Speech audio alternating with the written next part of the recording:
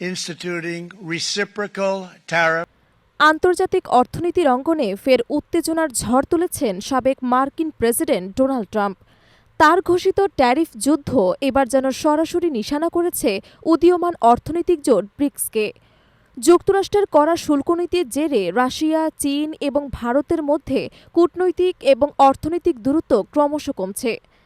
বিশ্লেষকরা বলছেন, এই পরিস্থিতি এক নতুন মেরুকরণের দিকে বিশ্ব রাজনীতিকে ঠেলে দিচ্ছে। ট্রাম্পের নির্বাচনী প্রচারণার অন্যতম বড় ইস্যু হয়ে উঠেছে যুক্তরাষ্ট্রের বাণিজ্য ঘাটতি এবং আমদানি শুল্ক বৃদ্ধি।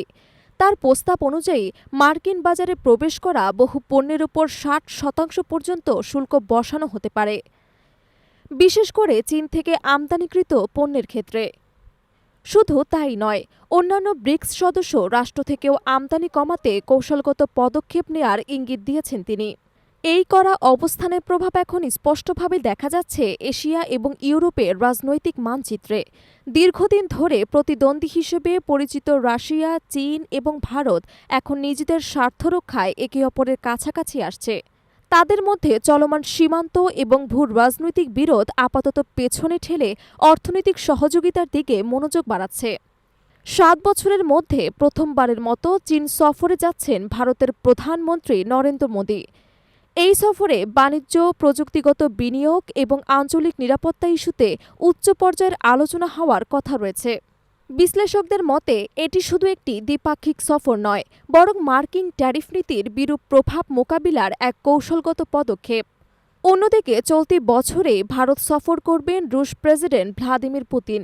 মস্কো এবং নয়াদিল্লির মধ্যে প্রতিরক্ষা চুক্তি এবং জ্বালানির সরবরাহ নিয়ে আলোচনা হবে বলে জানা গেছে।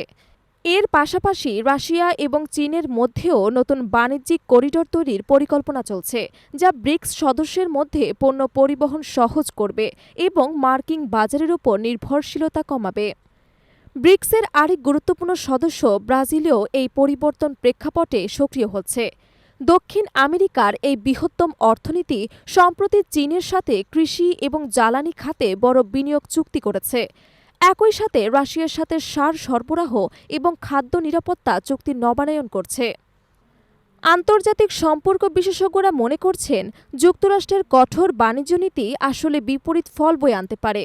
মার্কিন প্রশাসন যত বেশি শুল্ক বাড়াবে, ব্রিক্স সদস্যরা তত বেশি নিজেদের মধ্যে বিকল্প বাজার এবং মুদ্রা লেনদেন ব্যবস্থা গড়ে তুলতে আগ্রহী হবে।